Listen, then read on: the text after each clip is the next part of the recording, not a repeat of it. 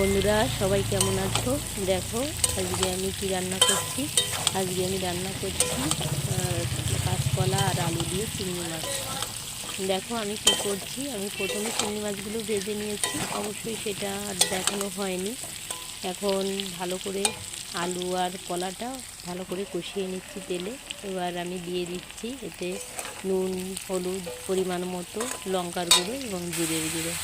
তাছাড়া আমি তেমন কোনো মশলা ইউজ করছি না। অবশ্য আমি তরকারিতে খুবই মশলা কমই খাই, যেহেতু বেশি তেলও খাই না, কম কম দিয়েই রান্না করি। একদম হালকা পাতলা রান্না।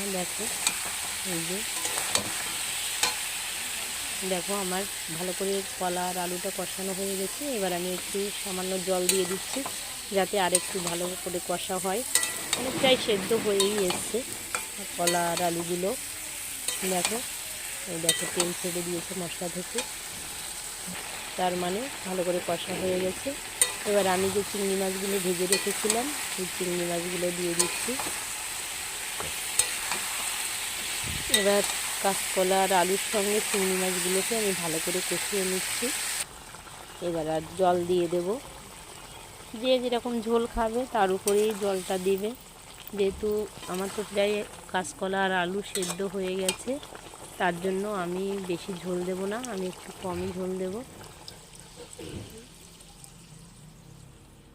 দেখো আমি জলটা কী পরিমাণে দিয়েছি, যেহেতু আমার তরকারি প্রায় সেদ্ধ হয়ে গেছে। এবার ভালো করে ফুটিয়ে নিলেই রেডি হয়ে যাবে কাঁচকলা আর আলুর তরকারি চিংড়ি মাছ দিয়ে। যে যে খাবে চলে আসো।